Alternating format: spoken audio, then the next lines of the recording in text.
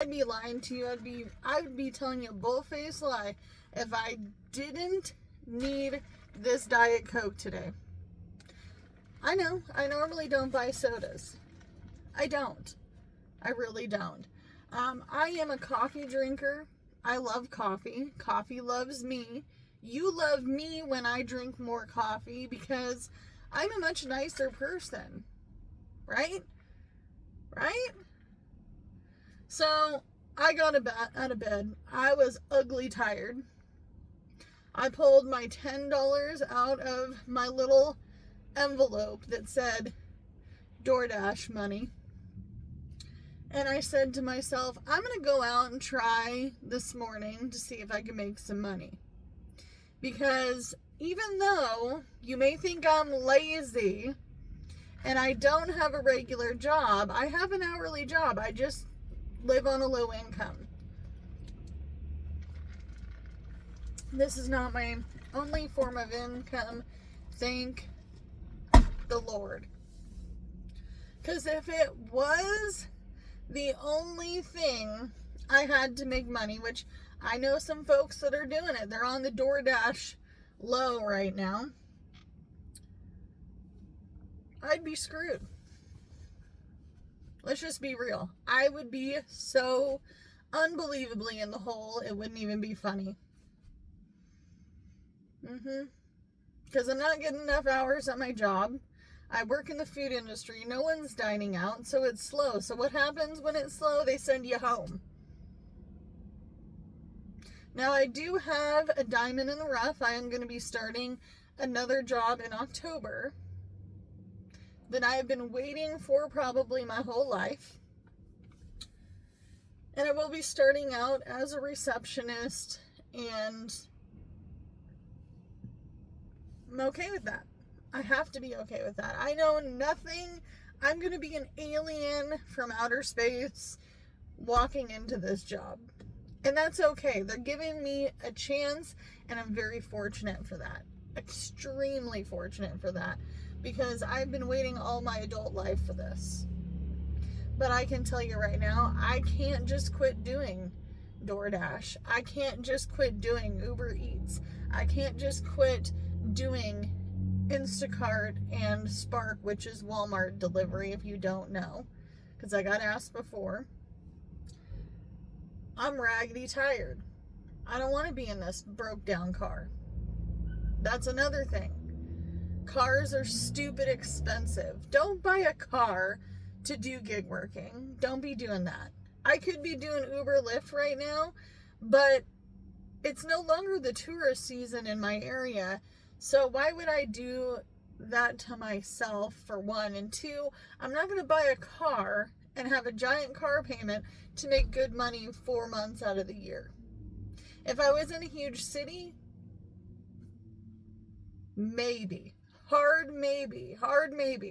If you do Uber and Lyft, is it slow? Are you making less money than you were before?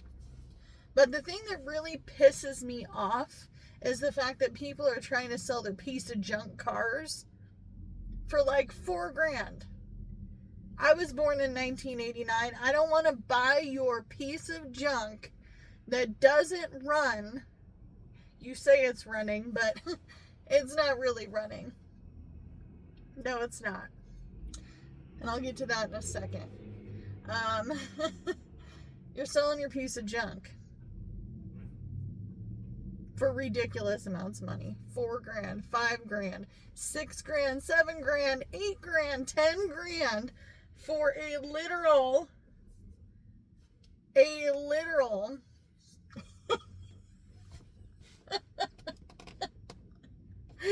car that is older than my oldest son, who's in high school. You want $10,000 for these piece of junk cars. Why? I want to know. What makes it so special? Because it sure isn't anything that I'm seeing. Yesterday, I test drove a GMC Envoy. I was just curious about it. I seen it online, $1,500. Now, if you watch my other channel, you know that I only have X amount of money to buy another car, and I'm barely getting by with this car due to a stop leak stuff that I put into this vehicle. Okay? And it's for my head gasket, because the head gasket is done broke. It's done for. It's dead. It's never gonna come back. It's not just cracked. It's not just my water pump. It's not just my thermostat. It's the full head gasket. And no, I don't have the training. I don't have the ability. I don't have the tools. And I sure in the heck can't afford to be putting a $1,200 or $1,500 part into my 21-year-old Chevy Impala. No. After looking at the parts, the tools and everything, my husband, who's a fix-it guy, he was like, no, hard no. Hard no, Amanda. Hard no. Would cost too much money. If I was to take it into a shop, maybe close to $5,000. But I don't know what else is wrong with it. That's the other problem. It's old. I could get all that done for it to just die out. But the truth is that it doesn't change the reality of the situation. People are selling their cars for too much money. I don't know what you think changed in the last 2 years, but you really have something coming to you when you're selling a GMC Envoy that barely runs. She's like, this is the funny part. She has it parked up outside a business. It's got a for sale sign on it. It's got it in the front and in the side window. And she must be very trustworthy. I don't know if she knew this until I brought it up, but I ended up calling her because she sent me a message on Facebook Messenger from Marketplace, which is like the worst place to buy a car. But you gotta do what you gotta do sometimes. You gotta do what you gotta do sometimes. So she tells me it's parked here. I'll be there in about 15 minutes. Well, I then notice that the doors are unlocked. And I call her and I'm like, listen, I don't want to go against your boundaries, but your car is unlocked. And then I open the midsection, the little compartment, and the keys and the registration are in the car. Out front of a business in the straight up ghetto. You're lucky, honey, that it is still there. So I call her and I tell her, you know, the keys and the registration are in here, right? The keys and the registration are in here. Well, you can go ahead and test drive it if you want. You seem pretty trustworthy. Okay, you don't know me from Adam. And you're lucky that I am just a genuine person.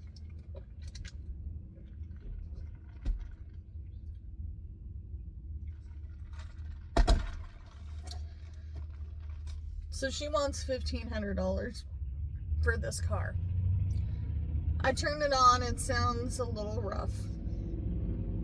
Not bad. I've drove some pretty crappy cars in my lifetime.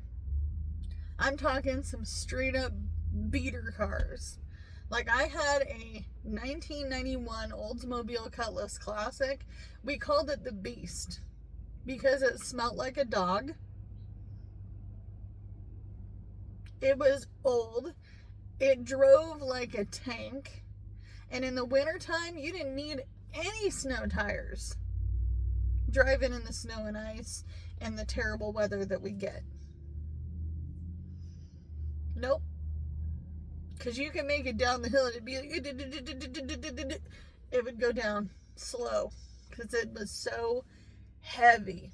I never once slid in that sucker. I've also had a Buick Regal. Those are pretty decent cars if you can find them, not beat to hell. But now at this point in time in life, I'm finding them beat to hell. Because I've looked into those too. And I don't mind driving an older car. This is an 01. I still make money doing DoorDash, driving this car. Didn't pay a lot for it. Not even close to $1,000. Drove it for over a year like this. Not with the blown head, but you know. I've drove it.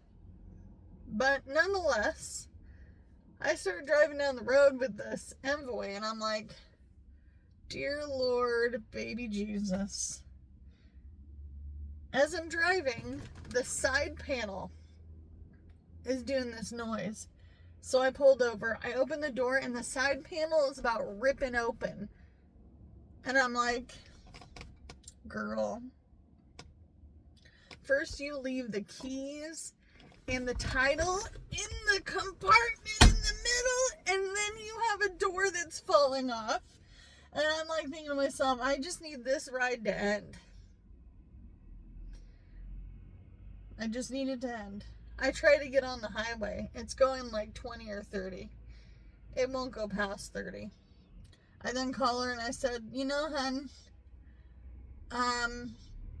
are you at the place where you said we wanted to meet, and you're at the place where you parked the vehicle? And she says, yep, I'm there. So I turn around, I pull back into the area in which we're meeting and in front of a business. And I said, listen, I'm going to get out the car and we're going to talk about this. Because I do feel bad. I have such a big heart for people who are struggling too. Okay? I got a big heart for the underdog. And she says to me, okay, that's fine. We can talk. So she gets out of her car, and she's a much older woman. And I said, honey, do you know anything about this car? She said, honestly, not really. I bought it from one of my son's friends. And, you know, I could never really get it to run right. And I don't know if it's losing power. I'm like, oh, it's got power. It just ain't going very fast. And I said, you got a lot of cosmetic problems with it, which is fine. Cars can still drive and be cosmetically ugly. But you got a problem when you're trying to sell a car for $1,500 that ain't running. Because if you can't get up to speed to get on the highway, and I live in a tiny town, and every tiny town around us is on major highway to get to the major city, okay? The main metropolitan area. And she says, well, what do I do? That was the saddest moment. I was like, she's like, do you want to buy it? And I'm like, I can't buy it. I don't know what's wrong with it. You don't know what's wrong with it. You bought this on a whim. I said, how much did you buy it for? She's like, well, I bought it for the same amount I'm trying to sell it for. And this is where you sit and look at some folks and go, why'd you even buy this to begin with? Who talked you into this? She says, well, I'm going to bring it home and have my son and my husband look at it. I would say she was probably late 60s. More like early 70s. If I had to be honest, more like early 70s. And those people, I feel bad for. I also talked to a gentleman yesterday who is trying to sell a truck for like a ridiculous price. He posted it online as $2,600, but he really wants $4,000 for it. And he was calling me and calling me and calling me and calling me, you know, on Marketplace. And I'm just like, I'm not going to give you $4,000. I can come and drop it off today. Well, you're getting desperate. So you calling me 5 times in the last hour and telling me you could drop it off, and if I just have cash, you'll take $3,800 plus this Impala, all these different things. I'm like, no, you're getting too desperate. People are getting so desperate that they will literally go to any extent to sell you a car. Especially one for $4,000, because look at the prices of things, folks. Look at the prices. I'm starting to get anxious just thinking about it. I think to myself, the lady was a little sweetheart. She did not deserve the mess that she put herself in. She really didn't. But the guy with the truck needed to let up. Then I had another person with a Toyota. I'm like, I love Toyotas. My mom still drives a 97 Toyota Camry. It's got so many miles on it. She has drove it almost, I think, all my adult life. Or longer. Probably longer. I think she was in high school. No, I think I was in high school. I said she. I was in high school when she got the car. I think I was a senior in high school. So that was a hell of a long time ago. That was almost 20 years ago.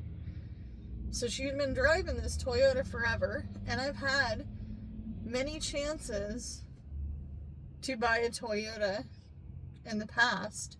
But some of them had issues. And I was scared to fix it. Because I'm not a fix-it. I'm not a mechanic. My husband can do some of the work, and he's a tinkerer, but he's not a mechanic. So, anyway, I meet up with this kid, and he says to me, well, I have the title, but it's not with me. We test drove it.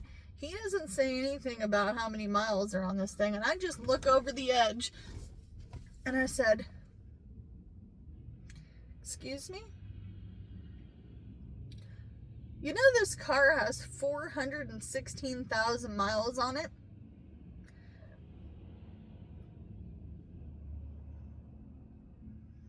And he says, yeah, I knew that.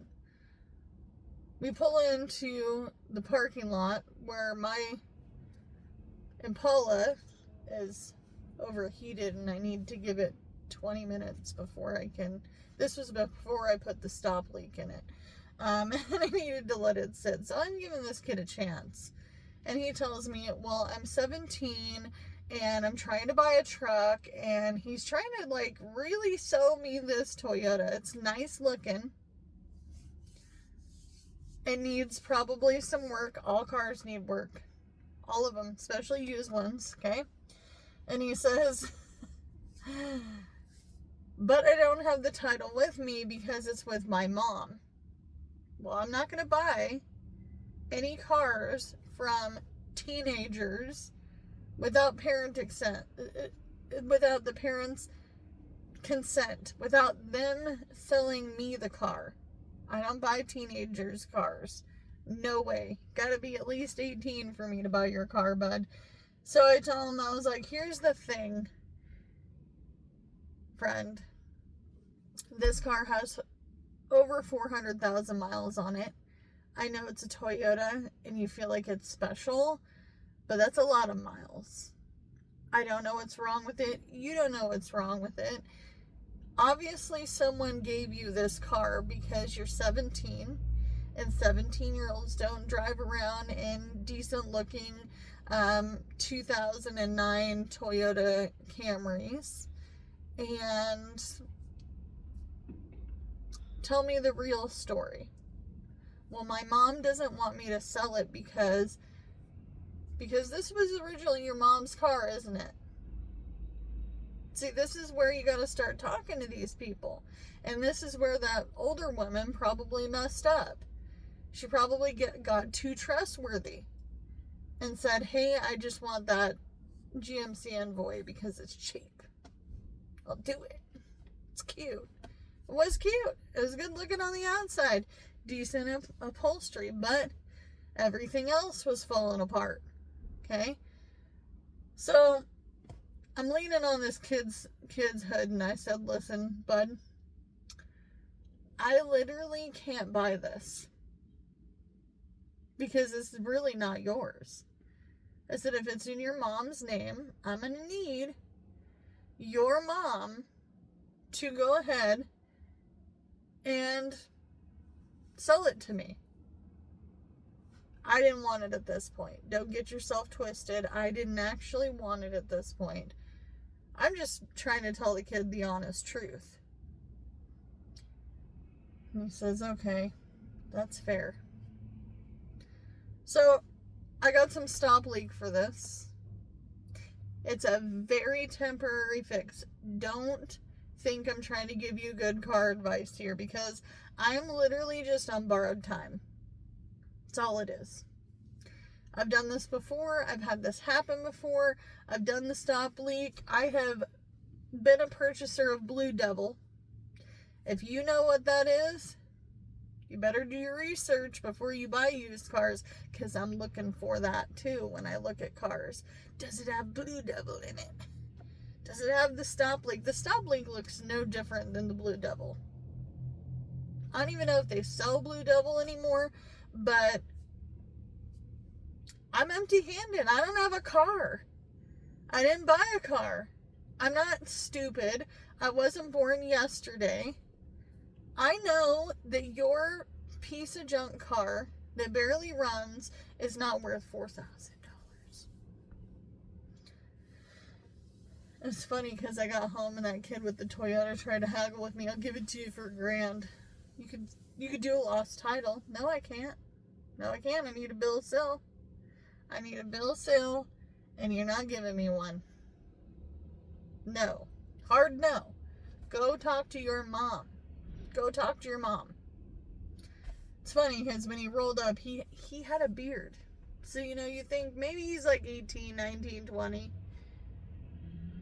He didn't tell me till the very end that he's 17 years old.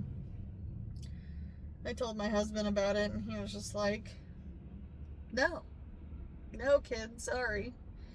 Guy with the truck probably will call me again today. Hard no. I don't know why people are doing this to people. It makes good people not want to be genuine about selling their things. When I go to sell this, I'm going to state that it has a head gasket problem. Why? Because I'm a good person, and I don't want someone to be bumming down the road and their car overheats and they have to pull over. I'm going to tell somebody, hey, if you want to, we can do a partial trade and you can have this car. If you're willing to fix it, this is the problem with it. Now, I wish that this didn't happen to me. I wish I was driving this car smooth and I was out doing my normal dash and DoorDash was doing normal things and I was making more money and my hourly job was giving more hours and, I was able to do my thing. But the truth is this economy is hard. And this shows it. It shows it enough to go, we're living a nightmare, folks. And I share these stories not to make people upset with me or not to make you think that I'm really that, low in the ghetto and my life is that sucky, but it's honest because this is real. And this is a reality for a lot of folks. You're not the only one waiting for that perfect car to come, but I only have so much time with this car before it's done. Before it's really done. Like, I drove it home last night from my job and I got lucky. It didn't overheat. I don't know how long that will be the thing. Because I've done this stop leak before. It don't last forever. It's not gonna last forever. Eventually, the stop leak will quit working. Even if you did it more than once. I've been there too. I had a Saturn View. Ooh boy, that was my first Saturn I ever had. Last Saturn I ever had.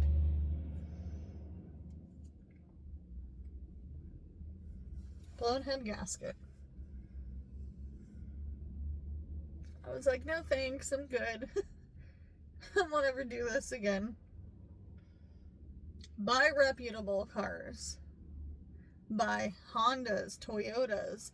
Buy cars that you know you can easily fix. I'm not a big Ford fan, but Ford parts are cheap. I have been found on road dead in some of them cars. I've had a couple of Ford trucks. Stick with things that you know. Get someone to go with you. It's okay. Get somebody to go with you to buy a car. Because this is not the market you want to be buying a car in without any knowledge. Now, I'm not a mechanic, but I do have car knowledge, and I've drove a lot of beater cars to know this is a head gasket, this is a blown motor, this thing doesn't have any transmission fluid, and the transmission's acting funny, or doing the little tests that I do to make sure that there isn't something major going on with it. There are plenty of YouTube videos, and you know what? I've had a lot of people tell me, I don't want you to bring my car to a mechanic. Well, then I'm not buying your car. I can't buy your car if you don't want me to go to a mechanic with it. Let's meet at my mechanic. My mechanic does absolutely free evaluations of cars because he knows the area we live in is low income. He knows that people sell junk. And he also knows that if something is wrong with your car, you're likely to come back if you know what it was for free. He's like, this is how I run my business. So, I'm going to go check out a van today. It's a Honda. I'm not saying Hondas don't have problems, because they do. My Honda had a transmission problem. My very first car was a Honda. Loved that car. I'm going to go check out a Honda. Not saying I'm buying it. But this person is going to allow me to have a mechanic look at it. They're not asking for out the nose. And it seems to be in pretty good shape. So maybe this person will be honest. But not everybody will. So I will see you guys in the next one. I have tons of car stuff I can share. I mean, a ton. I don't like to drive in the middle of nowhere anymore either. I have PTSD about breaking down in the middle of nowhere with no phone service, alright? Bye, guys.